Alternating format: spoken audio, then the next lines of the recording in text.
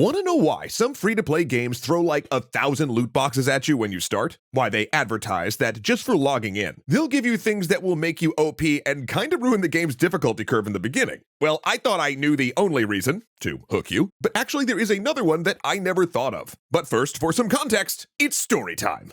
A funny thing happened to James recently. He was working with a client on a game in Southeast Asia, and they just wrapped up this huge project together, and at the end, the team sent him a big doc with a summary of all of their work and the changes they'd made to the game. But along with it was a little note saying, "Please send us any comments or feedback you have." Okay, no problem, he thought. Totally normal. They just want a final sanity check kind of thing. Makes sense. So James does it, sending some last-minute feedback. And then they send him another revised doc, ending with the same note. So he sends them some more comments on the new piece, and gets another back with, you guessed it, the same note again. And this goes on until he finally turned to a friend out there and said, "Look, this company is great, but I can't keep doing all this free work for them. We're like 6 revisions past the end date of this project." And his friend just starts cracking up. She immediately tells him, No. They're doing what we call respecting the master. They brought you in as an expert, right? So it's only polite to offer you the final word on the project. But it's supposed to be a formality. You were basically supposed to say it was great working with you, or it's good to see how much progress we've made, and leave it at that.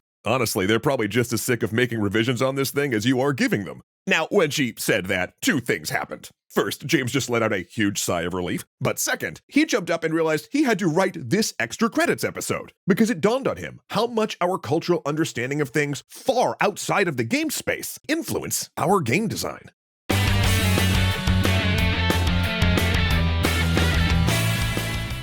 Thanks so much to Factor for delivering great meals right to my door so I can spend less time cooking and more time playing games.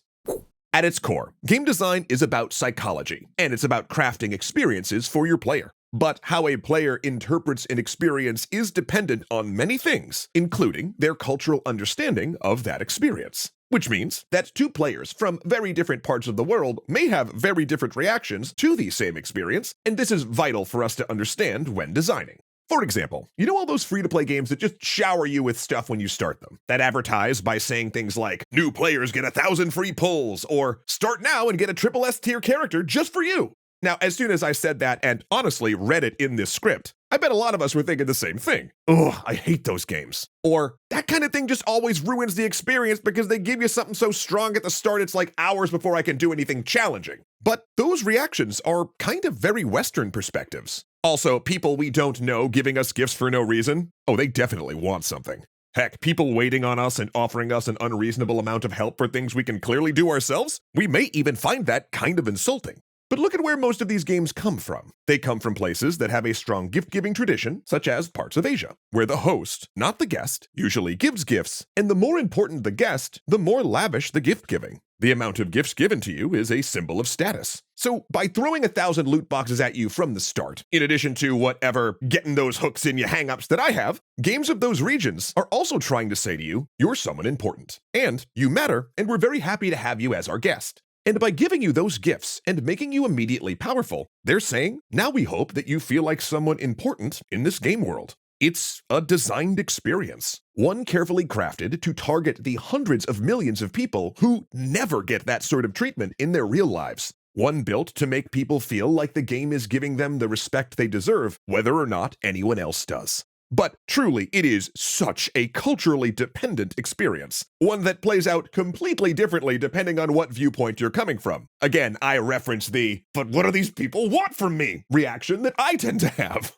So it's essential that we understand that as game designers when creating for a global audience. All the time in the industry, we'll consider different regions' purchasing patterns and genre likes, but rarely do we actually think about how culture affects the experience as we're designing our games. We'll appeal to different cultures by putting in surface elements, artistic styles, for example, from that culture, but it's far less common that we ask ourselves if an experience we're creating is universal or something that comes from our specific cultural lens. Like, you know those incredibly complex, but a little rough around the edges games that come out of Eastern Europe? James always wondered how they got launched, because while he loves them, it boggled his mind a bit on how some of them got out of the meeting room, let alone got put in front of the public. Again, viewing it from the US's cultural lens. Because here, usability is a core tenet of almost any design team. Here, we operate from the principle that the more work you make the player put into your game to simply be able to play it, the less people ever will. So he asked one of his buddies out there for an answer on how folks in his neck of the woods thought these were acceptable to ship, and he got a pretty sweet response. Quote, "It's like working with an old Soviet tractor. You just hit it until it works." If your cultural expectation is that nothing just works, like on its own, then it's not a high burden to ask the player to figure out whatever they have to do to make your game, well, function. But for those of us in the US, where the standard cultural expectation is that if it doesn't work out of the box in 2 minutes or less without me reading the instructions, of course, then it's unusable and I'm never touching it again, well, then saying you need to watch a 3-hour video tutorial and then read a message board in Cyrillic before you can play seems kind of absurd to us. And honestly, that's not even the expectation most of these games are designed around. The expectation is you just tinker with one of these games for a bunch of hours, trying to figure out what it does, and then play the parts you can make work until more and more reveals itself, and then you repeat the process. But nothing in the game ever says that. That's something that's baked in culturally. So to many of us in the US, it just sort of screams that the game is unusable, which obviously it's not. So as we are all playing games, designed in all different places around this wondrous spinning blue marble, I do think it's worth the time to look at the experience in front of you, and if something does seem odd or just really off, asking ourselves, is this element actually meant for someone interpreting this in a totally different way than I am interpreting it? And if it is, that of course by all means does not mean you have to like it, but it's just interesting, and reveals another layer of the designer's thinking, one they might not even know was there. Conversely, as we design, either through getting more perspectives at the table or through trying to broaden our own, we should ask ourselves, how universal is the experience we're trying to create? And if it's not universal, is there any way we can invite people from other perspectives in? To get them to understand what we're going for, even if, through the lenses of their individual lives and cultures, they don't experience what we're creating in the same way right up front. Because if we can do that, we'll be opening up our games to new audiences while also helping others understand a bit more of who we are. And speaking of sharing, I'm actually having some friends over for a board game night tonight, and it is my turn to take care of dinner. So it's a good thing I've got a fridge full of delicious Factor meals to share and save my bacon. Heck yeah, they're gonna love this. Factor, of course, being my favorite ready-to-eat meal delivery service that I've been using for over 1.5 years now, because each of their tasty meals is ready in just 2 minutes with no prep, no mess, and best of all, no cleanup. Just great food ready when I have time to eat it. It seriously removes so much stress from my day. It is awesome. Each week, I review Factor's rotating menu and pick what I'm feeling from their tons of seasonal meals and add-on options, like their cold-pressed juices, protein shakes, wellness shots, and smoothies that I know